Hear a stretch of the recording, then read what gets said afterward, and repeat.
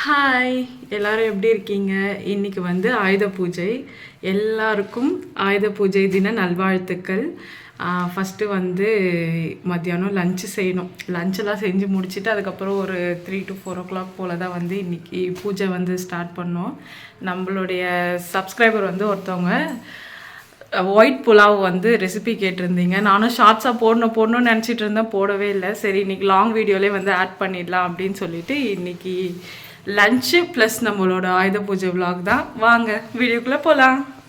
இன்றைக்கி லஞ்சு என்னென்னா வந்து புலாவ் தான். ஸோ இன்றைக்கி புலாவ் வந்து ஒரு 3 பேருக்கு செய்கிறதுக்கு என்ன அளவு அப்படின்னு நான் சொல்கிறேன்.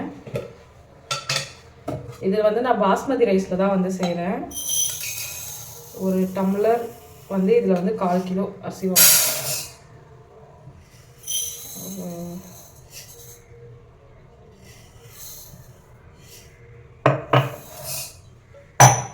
ஒரு 1.5 டம்ளர் ரைஸ் வந்து எடுத்திருக்கேன். நான் இந்த டம்ளரில் 1.5 டம்ளர் ரைஸ் எடுத்திருக்கேன். அரிசியை வந்து நல்லா கழுவிட்டு ஒரு 2 தடவை கழுவிட்டு வந்து ஊற வச்சுக்கலாம். ரெசிபி செய்கிறதுக்கு வந்து 4 மீடியம் சைஸ் வெங்காயம், ஒரு பெரிய தக்காளி, 6லேருந்து 7 பச்சை மிளகாய் எடுத்துக்கலாம். இது வந்து 3 பேருக்கான அளவு. 3 பேருக்கான அளவு வந்து இது கரெக்டாக இருக்கும். வந்து 4 ஸ்பூன் எண்ணெய் ரொம்ப கம்மியாக ஊற்றினா போதும், நிறைய எண்ணெய் வேண்டாம். அதுக்கப்புறம் பட்டை, லவங்கம், பே லீஃப், அப்புறம் 2 ஏலக்காய் போட்டுக்கலாம். 2 ஏலக்காய், 4 மீடியம் சைஸ் வெங்காயம், கூட வந்து ஒரு 6 பச்சை மிளகா. இதுக்கு வந்து காரம் பச்சை மிளகா மட்டும்தான், வேறு எதுவுமே வந்து சில்லி பவுடர் காரத்துக்காக எதுவுமே ஆட் பண்ண போகிறதில்ல. காரம் எக்ஸ்ட்ரா வேணும்னா இன்னும் 2 பச்சை மிளகா கூட சேர்த்துக்கலாம். ஒரு ஸ்பூன் ஃபுல்லாக இஞ்சி பூண்டு பேஸ்ட் போட்டு வதக்கிட்டு கைப்பிடி அளவுக்கு புதினாவும் ஆட் பண்ணிக்கலாம். வெங்காயம் வந்து ரொம்ப வதங்கணும்லாம் இல்லை, லைட்டாக வந்து இந்த கண்ணாடி பக்குவம் வந்தாலே ஓகே தான். இப்போ வந்து ஒரு பெரிய தக்காளி ஒன்று போட்டுக்கலாம். தக்காளி நிறைய சேர்க்க வேண்டாம், அது கலரையும் மாற்றிடும். அப்புறம் நம்மளுக்கு ரொம்ப புளிப்பு தன்மையும் ஜாஸ்தியாக இருக்கக்கூடாது. இது புலாவில் ஒரு தக்காளி போடுறதே ஓகே. இதை செய்கிறதுக்கு மேக்ஸிமம் 20 மினிட்ஸ் தான் ஆகும். வதக்கிறதுக்கு ஒரு 5 மினிட்ஸ் ஆகும். அதுக்கப்புறம் ஒரு 15 மினிட்ஸ் தம் போட்டால் சூப்பராக ரெடி ஆகிடும். வதங்கிறதுக்கு உப்பு மட்டும் போட்டுக்கலாம். உப்பு இப்போ போட்டுட்டு கடைசியாக வந்து டேஸ்ட்டுக்கு உப்பு கரெக்டாக இல்லைன்னா தேவையான அளவுக்கு பார்த்துட்டு பத்தலைனா போட்டுக்கலாம். இது கூட வந்து வெஜிடபிள்ஸ் வேணாலும் ஆட் பண்ணிக்கலாம். பட்டாணி, பீன்ஸ், கேரட் எது வேணாலும் ஆட் பண்ணலாம், நல்லா தான் இருக்கும். நான் இன்றைக்கி அப்படியே ப்ளெயினாக வெறும் தக்காளி வெங்காயம் மட்டும் போட்டு செய்கிறேன். டம்ளரில் 1.5 டம்ளர் வந்து அரிசி எடுத்தேன். இப்போ இதில் வந்து 2.5 டம்ளர் தேங்காய் பால் வந்து சேர்க்குறேன்.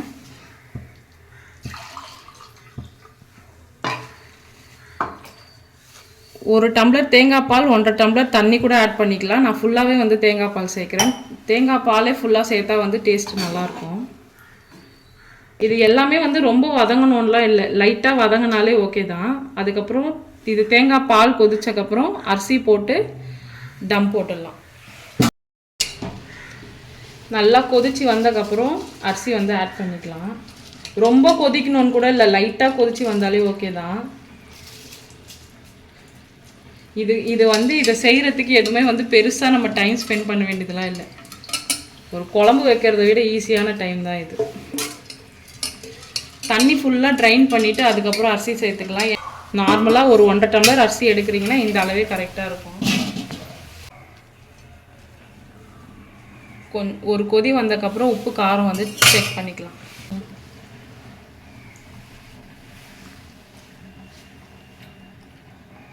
லைட்டாக உப்பு மட்டும் போடணும். லைட்டாக உப்பு கம்மியாக இருக்குது, கொஞ்சமாக ஒரு தேவையான அளவுக்கு உப்பு சேர்த்துட்டு, உப்பு கூட இதில் வந்து ஜாஸ்தியாக ஃபஸ்ட்டு எடுத்தோடனே போட வேண்டாம். ஏன்னா நம்ம பச்சை மிளகா கம்மியாக போட்டிருக்கோன்றதுனால காரம் இதில் வந்து ரொம்ப கம்மியாக தான் இருக்கும். குழந்தைங்களாம் ரொம்ப விரும்பி சாப்பிட்லாம், அந்தளவுக்கு தான் இருக்கும் காரம். உங்களுக்கு காரம் எக்ஸ்ட்ரா வேணும்னா மட்டும் பச்சை மிளகா இன்னும் எக்ஸ்ட்ராவே சேர்த்துக்கலாம். காரத்துக்கு ஏற்ற மாதிரி உப்பு ஸ்டார்டிங்லேயே கொஞ்சம் கம்மியாக போட்டுக்கோங்க. அதுக்கப்புறம் ஃபைனலாக அரிசியெல்லாம் போட்டதுக்கப்புறம் உப்பு செக் பண்ணிவிட்டு பத்தலைனா போட்டுக்கலாம், கரெக்டாக இருந்தால் அப்படியே விட்டுருலாம். இந்த மாதிரி வந்து அரிசியும் நம்ம ஊற்றின தேங்காய் பாலும் வந்து லெவலாக வந்ததுக்கப்புறம் தம் போட்டுடலாம். ரொம்ப அப்படியே ஃபுல்லாக ட்ரையாக அரிசியாகவும் இருக்கக்கூடாது, கொஞ்சம் இந்த மாதிரி லெவலாக வந்துடணும். நான் வந்து தம்மு தோசைக்கல்லை வச்சு தான் போடுவேன், எனக்கு அப்படியே சிம்மில் வச்சு தம் போட வராது. அதனால் நான் தோசைக்கல் வச்சே போட்டுக்கிறேன். இந்த கல் வந்து நான் தம்காகவே யூஸ் பண்ணுறேன், வேறு எதுவுமே தோசை சப்பாத்தியில் எதுவுமே போட மாட்டேன். அதனால தான் இதோட நிலைமை இந்த மாதிரி இருக்குது.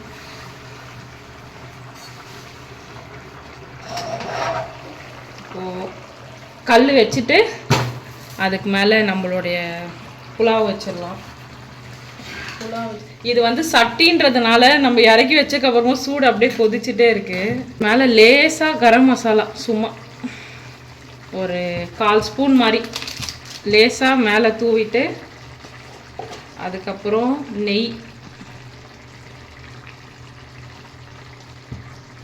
நெய் ஒரு ஸ்பூன் அளவுக்கு நெய்யும் மேலே வந்து போட்டுட்டு மூடி போட்டுடலாம். இப்போ வந்து அடுப்பு ஸ்பீடில் இருக்குது. ஒரு 2 நிமிஷம் மட்டும் ஸ்பீடில் இருந்தால் போதும். இது சட்டின்றதுனால ஆல்ரெடி சூடு அதில் அப்படியே தான் இருக்கும். நார்மல் பாத்திரத்தில் செய்கிறீங்கன்னா ஒரு 4 நிமிஷம் வந்து ஸ்பீடில் வச்சுட்டு அதுக்கப்புறம் ஸ்லோ பண்ணி மேலே ஒரு வெயிட்டான பாத்திரம் வச்சிடலாம். இப்போ வந்து அடுப்பு ஸ்பீடில் இருக்கா, ஸ்லோ பண்ணிடுறேன். வெயிட்டான இது வந்து மேலே வச்சுட்டோன்னா கரெக்டாக 15 மினிட்ஸ் போதும். அது எந்த அரிசியாக இருந்தாலுமே நீங்கள் சீரக சம்பாவில் கூட இது வந்து செய்யலாம். சீரக சம்பாவில் செஞ்சாலும், நீங்கள் வீட்டு அரிசியில் செஞ்சாலும், பாஸ்மதியில் செஞ்சாலும் இதே மெத்தட்லேயே செய்யலாம். கேஸ் ஆஃப் பண்ணிவிட்டு தம் எடுக்கலாம்.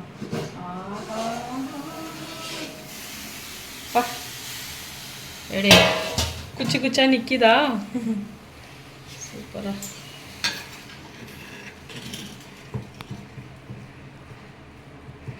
செம்மையாக இருக்கா.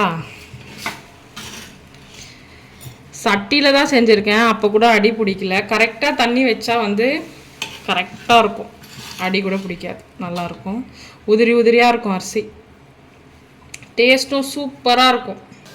இந்த புலாவுக்கு வந்து சைட் டிஷ்ஷு காலிஃப்ளவர் 65, பன்னீர் 65, பன்னீர் கிரேவி, மஷ்ரூம் கிரேவி எது செஞ்சாலுமே சூப்பராக இருக்கும். இல்லை எதுவுமே வேணாம் அப்படின்னா இது பிளெயினாக கூட சாப்பிடலாம், அவ்வளோ டேஸ்ட்டாக இருக்கும். குழந்தைங்களுக்கு கொடுக்கலாம். காரமாக யாருன்னா சாப்பிட வேண்டாம் அப்படின்லாம் நினச்சிங்கன்னா அந்த டைமில் செஞ்சு சாப்பிடலாம். உண்மையாலே பிரியாணி ஃபீல் கொடுக்கும், ரொம்ப டேஸ்ட்டாக இருக்கும். ட்ரை பண்ணி பாருங்கள். அப்புறம் ரெசிபி கேட்டிங்களே, அப்லோட் பண்ணிட்டேன். ஃபஸ்ட்டு போயிட்டு சாப்பிட்டு, ரொம்ப பசிக்குது, சாப்பிட்டுட்டு ஆயுத பூஜை வேலையெல்லாம் ஸ்டார்ட் பண்ணலாம் வாங்க. 1 hour later.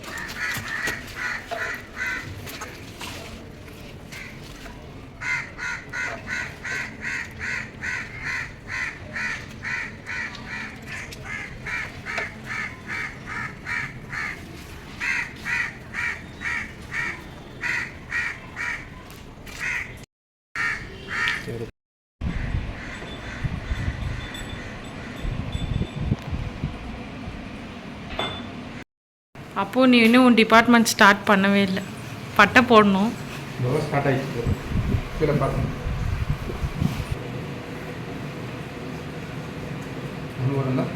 ம்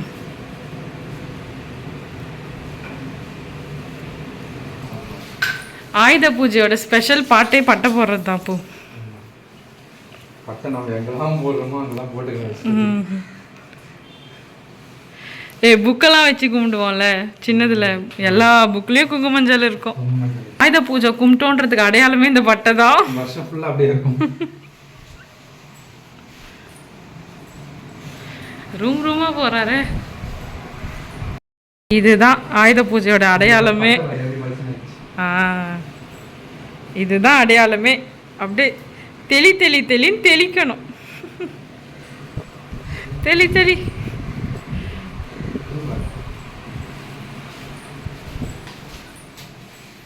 அத்தியா,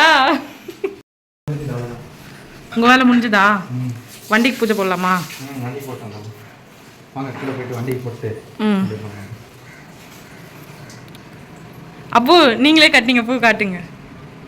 இது அப்புவே கட்டினார் இந்த பூ. வண்டிக்காக அவ்வளோ காதல் வண்டி மேலே. இது கற்பூர பூ. ம்.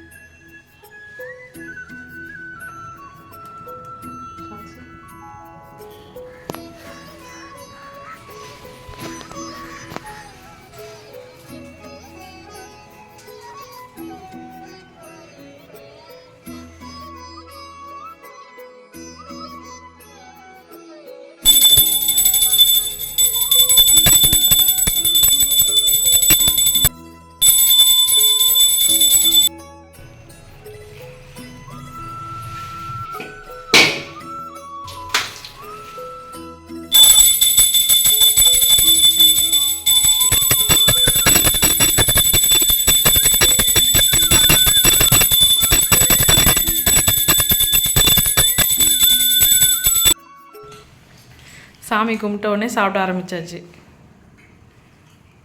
என்னது? சீத்தாப்பழம். சீத்தாப்பழம். கொஞ்ச நேரம் கூட பொறுக்கிறது இல்லை. நல்லா இருக்கா? நல்லபடியாக சாமி கும்பிட்டாச்சு. எங்களுக்கு ஆயுத பூஜை ரொம்ப சூப்பராக போச்சு. உங்கள் வீட்லேயும் எப்படி கும்பிட்டீங்கன்னு அப்படின்னு கண்டிப்பாக கமெண்ட்டில் சொல்லுங்கள். அனைவருக்கும் இனிய ஆயுத பூஜை தின நல்வாழ்த்துக்கள். Okay, okay. Bye bye. Bye பாய்.